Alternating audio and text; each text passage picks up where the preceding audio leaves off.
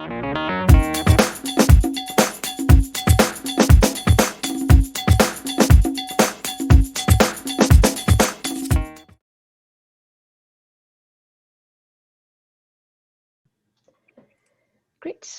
Yeah, welcome to our webinar on being the first marketers at a startup. So we're excited to share a bit about Amber's and my experience at Smartcar, and also obviously discuss with you what your experience has been like in the marketing industry. So we'll have a couple topics to walk you through before we go into Q&A. So first, I'll introduce a little bit about what Smartcar does and who Amber and I are and how long we've been working here.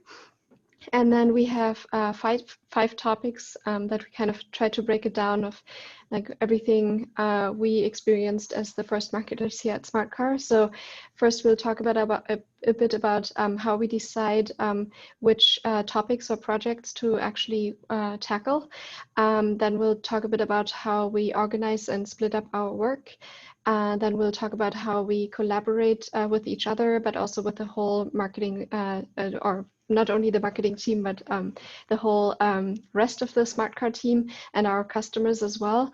And then finally, we'll tell you how we are measuring success for our team, and then how we keep moving fast. So let's jump right into the introductions. So as you know, we're Amber and Charlotte, and we're at a company called Smartcar. So I joined the company 2 years ago as the very first marketing person. And Amber joined last year in December, and now we're 2 people on the team here. Let me tell you a little bit about what Smartcar does.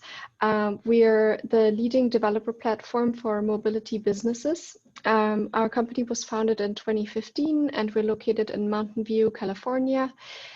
We have a 20-person team right now, but are hiring as well. And to date, we have raised a Series A funding, so $12 million from Andreessen Horowitz and New Enterprise Associates. And to tell you more about our customers and what our product actually is, we basically offer software and APIs that all types of mobility businesses use to connect to their customers' vehicles. So for example, our auto insurance providers use our platform to verify their customers' mileage and then charge them lower rates based on how much they actually drove every month. And car sharing companies use our platform to offer keyless rentals where customers can just walk up to a vehicle and unlock it from their phones. And EV charging networks use our APIs to automatically start and stop charging electric cars based on their customer's schedule. And then even state governments use our APIs to replace the traditional gas tax with a per mile fee that drivers pay every year based on how many miles they drove that year. So what all of these very different companies have in common is that Smartcar makes it easy for them to connect to their customers' cars. And they really have time to focus on what's important for them, which is building the future of mobility.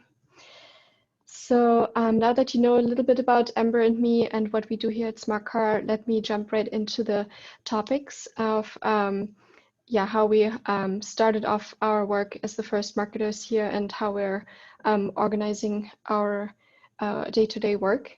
So when I first joined Smartcar, I made this drawing on a whiteboard together with my manager, who's also the CEO.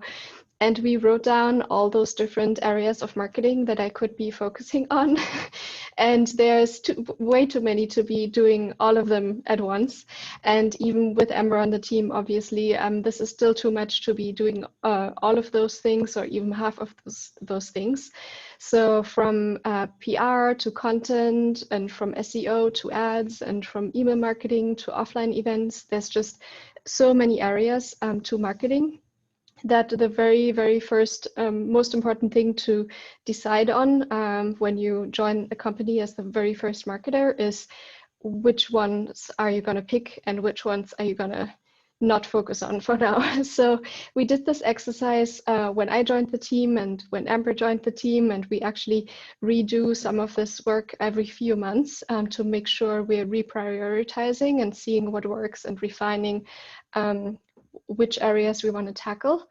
And there's three main questions, sorry, that we ask ourselves when we want to try to decide what to work on. So the first question is, who is our target audience? Who do we want to reach? This audience that we want to focus on at Smartcar has evolved quite a lot in the last 2 years. So I'm sure at any other startup, the audience you want to target might change, and that's okay. So when I first started, we were targeting mainly developers that would integrate with our APIs and that work at small startups that in the mobility space. Now our audience has evolved quite a bit, and we're still targeting engineers, but we are also targeting business professionals at mid-sized companies and large enterprises. So the types of marketing you do for B2B marketing to small startups versus big enterprises, and for technical people versus non-technical people could be quite different, right? So that's the first really important thing to keep in mind. And then second, I already touched on this. You can think through which areas of marketing typically work well for the audience that you want to capture. So for our audience, our current audience, that might be things like content, press, ads, SEO, events, email marketing. So this might break down your list from maybe 20 areas to maybe 5 areas or 6. But it's still too much, too much for one person or two person to have as main areas of focus. And so there's the third question, which is actually maybe the most important question that comes in, which is, what are we actually good at? So both Amber and I have different backgrounds. I have a background in journalism, so I did not work as a marketer before joining Smartcar. And Amber has a lot of experience in social media and ads and communications work. So we really want to not only do a certain type of marketing because it has worked well for a company similar to ours, even though we're not good at it. No, we want to choose something that we're good at and that also hopefully works for our audience. So finding that overlap is really important. And then choosing one or two main areas to focus on, and then in a few months seeing if it works and refining if we need to as the strategy we go with. For us, it's I'm focusing mainly on content, and Amber is focusing mainly on press, and those are really the two big areas we want to tackle. And of course, there's a little bit of social media and ads and SEO and email marketing involved because we still have to be running our company, but we really want to try to get good at those few things and be like really, really good at those. So that's it in terms of deciding what we want to work on. And now Amber is going to take you through how we organize our work, split up our work, and collaborate with each other and others on the team. Yeah. So deciding what to work on with so many ideas while having a leaner marketing team might sound a little stressful, and at times it is, but that's why we have a prioritization system in place so we don't lose sight of our end marketing goal. At Smartcar, we use Asana, and I'm sure a lot of you, or the 5 of you on this call, know what that tool is. But for those who are not familiar, Asana is a task management tool with all of these cool features to keep a team organized and on track. And we use Asana actually across all of our departments, not just the marketing org. So how Charlotte and I decide on what to work on by always keeping an organized list of things we need to get done. We add to this list almost every day, even today before this call. Then we split the list up into 2 core functions. So for me, that's external communications and press, account-based marketing, nurture, email campaigns, social media and advertising. And then for Charlotte, that would be a lot of product copy, website, collateral copy, a lot of content and customer-facing emails and newsletters. So that might sound like a lot that I just talked about, but how we prioritize isn't all about choosing what we want to work on for the week sometimes, but it's how it aligns with the overall company and marketing goals. So this goal on the front end is always to have a pipeline for sales and how many leads we're closing in each marketing campaign at the end of the day. So this could be a couple of months to fully grasp what that looks like from a marketing standpoint and the impact that we have on those prospects coming in. So after we establish what will have the biggest impact, we prioritize our 2-week sprints, which we actually did yesterday.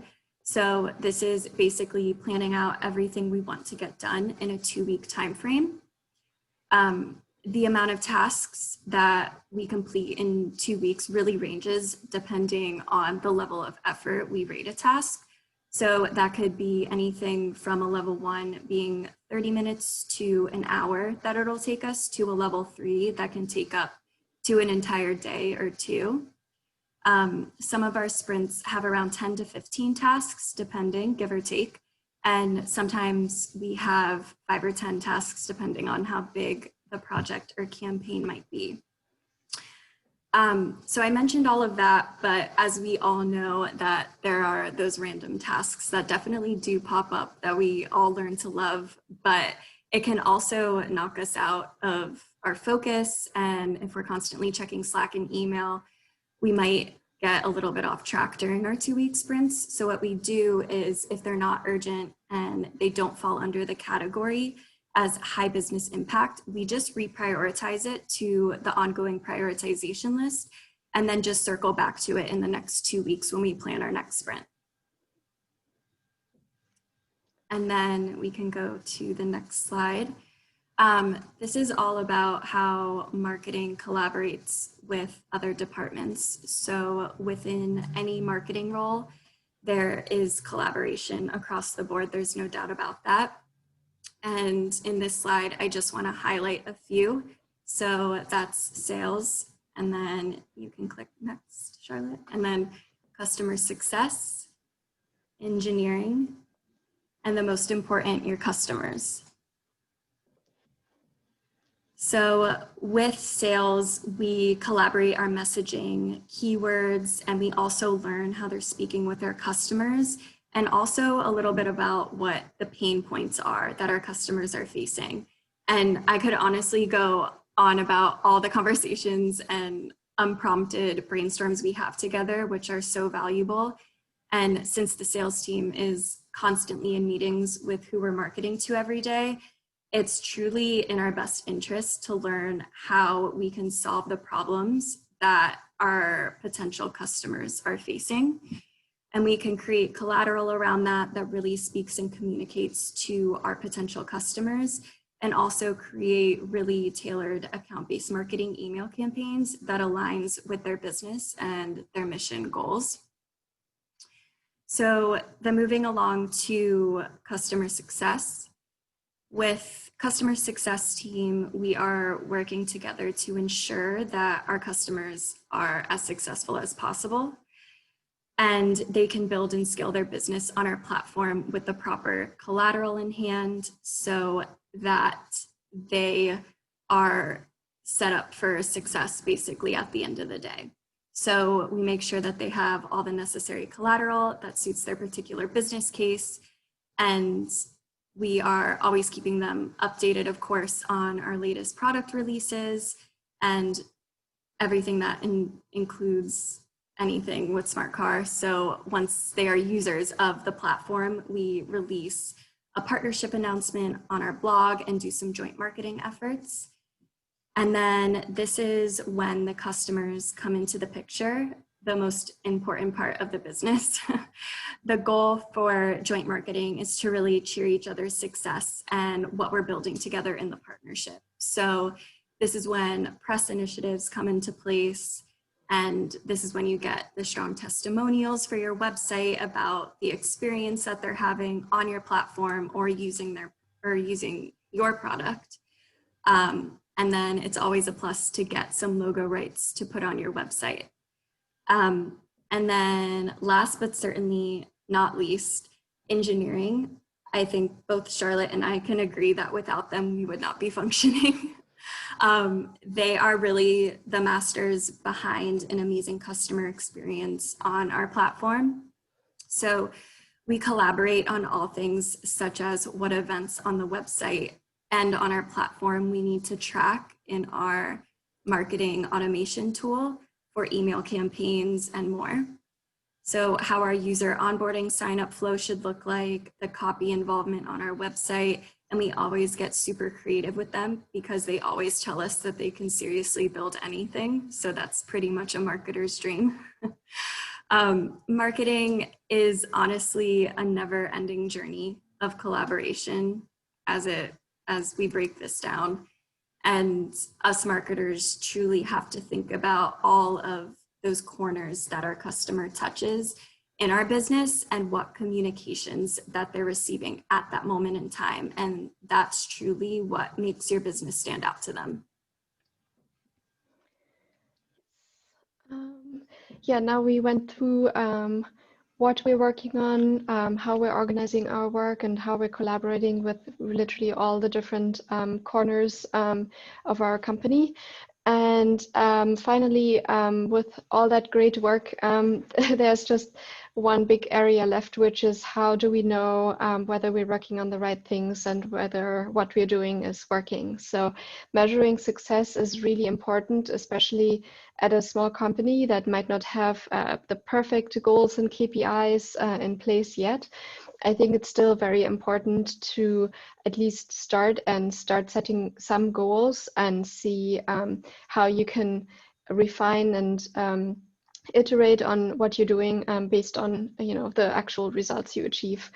So for measuring success, there's 4 main questions that we ask ourselves. So first of all, you want to ask yourself, what does my company actually need overall? So for example, does our sales team have enough leads coming in? Is our sales team having maybe too many low quality leads coming in? Do we really need to build a brand, or do we rather need more product usage? So there is probably some most urgent, most important need for the company as a whole. And what we want to achieve in marketing is going to be aligned with that. So for example, at Smartcar, what we wanted to achieve with the marketing organization has evolved just in the same way that our audience has evolved a bit in the last few years. So until recently, we used to focus really on the very top of the funnel, and we used to measure how many people sign up and create an account on smartcar.com.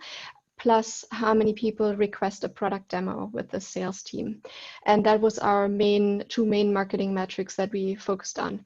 But recently we've actually shifted, and we're now counting the number of qualified leads that make it past the first stage of the sales pipeline and that marketing brought in, because that's what our sales team needs most right now, because they really need better quality and also more contract value in their pipeline.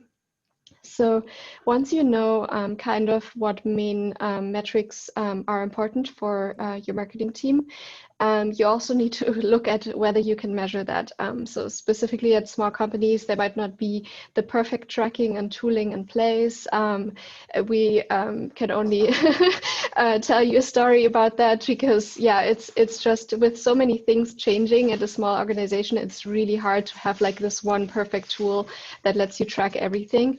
And because you don't know for how long your metrics are still going to stay the same, and you might, change the types of metrics you want to track from quarter to quarter, it doesn't really make sense to spend many months building out this perfect tracking mechanism that then maybe in the end you're not going to end up using. So for us right now, for example, because we recently shifted to looking more at the qualified leads that make it past the first stage of the sales process, we just log into the sales CRM once a month and we look at the reports that are generated there, because our sales CRM does not yet talk to our main database. But that's okay, because it's better to do something that's right than to try to spend months building the perfect thing. So yeah, now in terms of metrics, we choose 2 or 3 maximum main metrics. We see that we can measure them in some way that doesn't take us too much time. And now, obviously, we have to set goals. So at Smartcar, we set quarterly goals because our sales team and our company goals are also working in quarters. And this is also just about repetition. So we try to set goals that are ambitious and that challenge us and motivate us to work harder. But we also try to keep it realistic. And if we don't achieve our goal, then for the next quarter, we'll adjust that and be a little bit more, realistic about the metrics we can achieve. And then lastly, this is very important. We also have to remind ourselves constantly to hold ourselves accountable. So it doesn't make sense to track metrics if you don't really check in on them and reflect on why you achieved a certain quarterly goal or not. So Amber and I have a recurring meeting on our calendar every month to check in whether we are on track to hit our quarterly goals. And at the end of the quarter, obviously, we reflect on what worked, what didn't, whether we achieved our goal, and what next quarter we should focus on. And yeah, keep doing this. It's really important. Like, we sometimes get so stuck in our day-to-day tasks that it might seem more important to, finish this press release or publish a blog post than to look at those metrics. But just spending 15 or 30 minutes once a month on tracking your results and reflecting that way what you can be doing better is super helpful and has been incredibly helpful for us. Yeah, and then the last topic is how we keep moving fast at a startup. It's very important. Yeah, that was actually a great transition there, because you can get so caught up in your daily tasks and think about what am I going to do next, instead of going back into thinking about what have I actually accomplished. So this is perfect to just move into this slide. So often moving fast is what you hear at a Silicon Valley tech startup. But at Smartcar, we like to say that we move smarter with intention rather than just faster. Because if you're always moving fast, you'll lose sight of the big picture when you're caught up on autopilot. So there are 4 things that we think is critical in supporting this way of thinking and working that are on this slide. So number 1 is to be very, very clear on your marketing goals, which we keep going back to in this presentation, and definitely have targets in mind with every project you're starting. And if they're not on paper or in a Google Doc, have them in your head at least, or on a piece of paper, and ask yourself, is this really what I should be working on right now? Or is there something else that has a higher business impact that I should consider that you've been pushing off for a while? And then second, establish a marketing routine.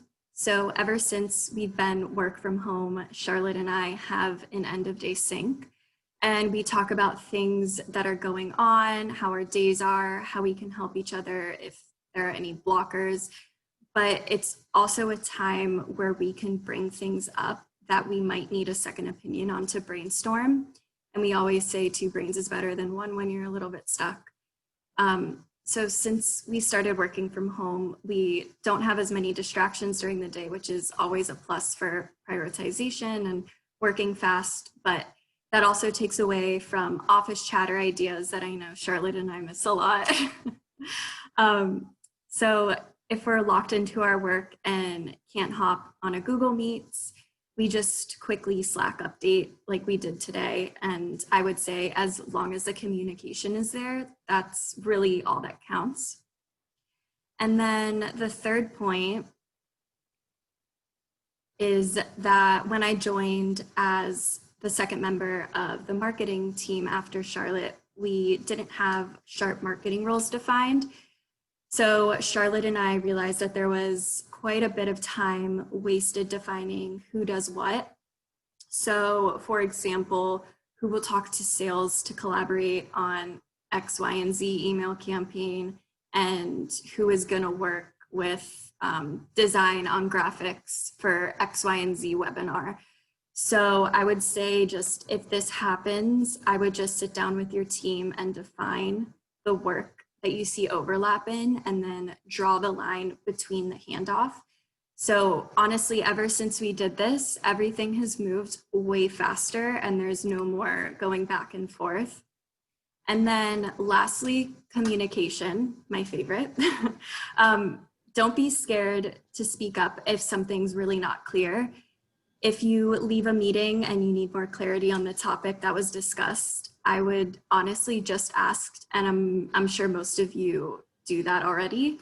But if you're stuck on a project and you need to put time on the calendar to brainstorm, do it. It's honestly my favorite thing to do because you think of so many different ways of thinking with not just your perspective, but with everybody on the team who has a lot more perspective.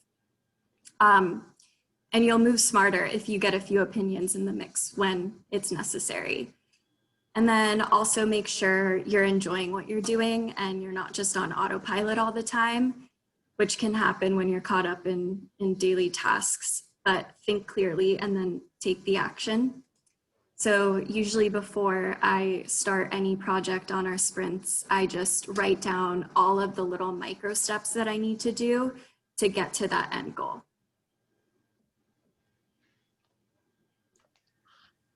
Yeah, and that's it.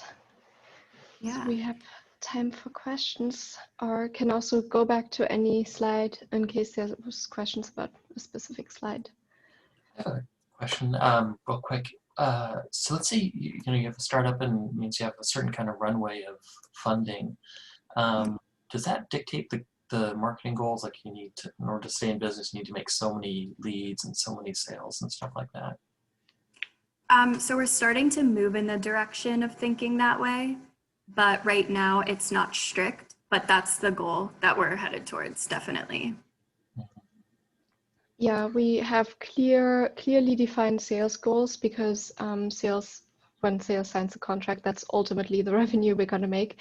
And we're kind of trying to work backwards from our close rate. So let's say sales is closing 25% of all the contracts they initially get into the pipeline, then we have to basically generate 4 times as much pipeline as the sales goal is. So we are just in the first quarter now, or like finishing the first quarter of having really set goals on that. So it's kind of the first try test run of having like a sales goal that's very, very specifically associated with the exact sales revenue and the exact runway and all the projections we have for the whole company. Let's